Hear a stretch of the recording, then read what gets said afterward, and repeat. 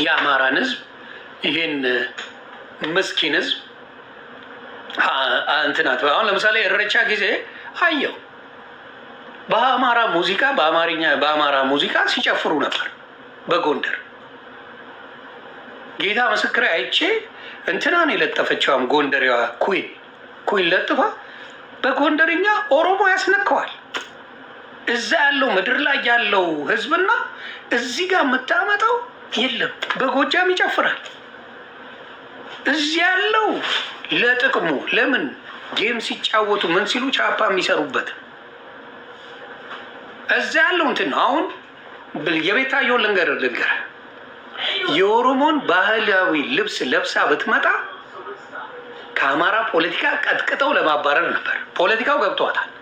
ቤታ እንደምታዩት ልጅ አይደለችም። በጣም አስተዋይ ሆናለች።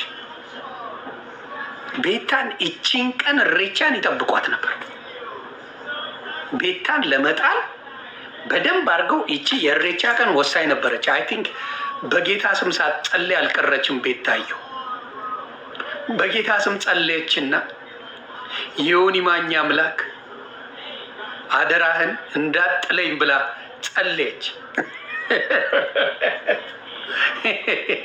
የዮኒ ማኛ አምላክ እሱን መፍትሄ የሰጠ አምላክ ለእኔም ድረስልኝ አለች ቤታ። ከዛ አስቡት እሬቻ ነው የኦሮሞ ባህል፣ የኦሮሞ አለባበስ የኢትዮጵያዊ ነው። የአማራ አለባበስ ኢትዮጵያዊ ነው፣ ኢትዮጵያን ይወክላል። የትግራይ አለባበስ ኢትዮጵያን ይወክላል። የደቡብ እንደዛ ብላችሁ ግን የኦሮሞን አለባበስ ብቻ ለብሳ ቤታየው የወጣች ጊዜ ሙሉ ለሙሉ ከአማራ ወጥታ ከኦሮሞ ላይ ላትሟት ነበር። ቤታየው የሚያራዳ ልጅ ናት። ኧረ ይመቻችሁ እናንተ አክብሩ። ሃይማኖት አይደለም ላጥ ማን ይላሳል? ማን ይላሳል? አመለጠች። ቤታየው አመለጠች። በቃ ትችላለች። አመለጠች። ሌሎቹ የኦሮምኛ ለበሱ፣ ሌሎቹ አደረጉ። ምን ደስ ይላል። ቤታየው ግን በፋኖ ስትታገል የነበረች በፋኖ ድምፅ ስትሆን የነበረች ስለነበረ እቺ ቀን ተቋጥሮ ነው የተጠበቀላት በደንብ አድርገው። ከዛ እኔ ሃይማኖቴ አይፈቅድም እንጂ ችግር የለውም እናንተ አክብሩ፣ እኔ ሃይማኖቴ አይፈቅድም ላጥ ጎበዝ ልጅ አመለጠች። ስለዚህ እየመራቻችሁ ነው። ቤታየው እየመራች ነው።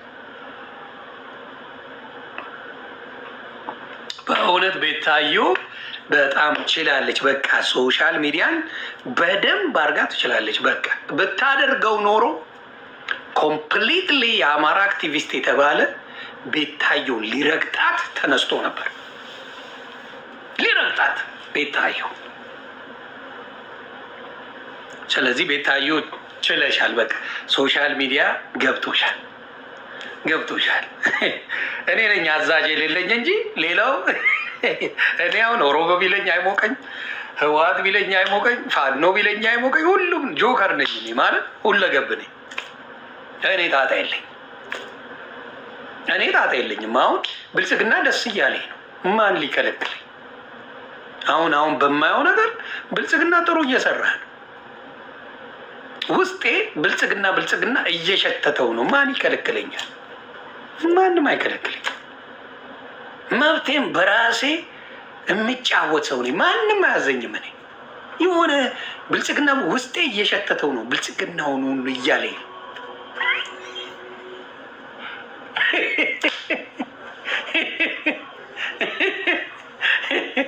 ውስጤ የሆነ ብልጽግና እያለኝ ነው ውስጤ።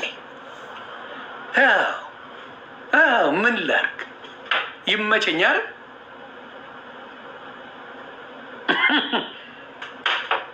ማንም እንደማያዘኝ የምነግርህ በዛ ውስጤ ብልጽግናውን ካለኝ እበለጽጋለሁ፣ ፋኖውን ካለኝ እፈንናለሁ። ምን ይለኛል?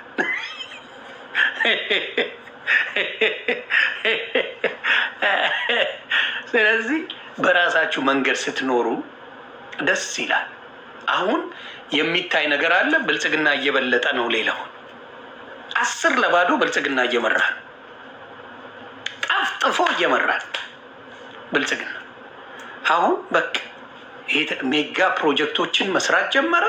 አመለጠ ብልጽግና። በቃ ሰው የሚፈልገው ልማት እያመለጠ ነው ብልጽግና። ምንም ማድረግ አይቻልም። ሌላስ ምን ይዘህ መጣ ብትለው ወፍ የለም። ምን አረግ በለው። ሌላ ፓርቲ ምን አለ? ምን አለ? ሌላው ፓርቲ ምን እንደሚል ታውቃለህ? ብር አምጣ።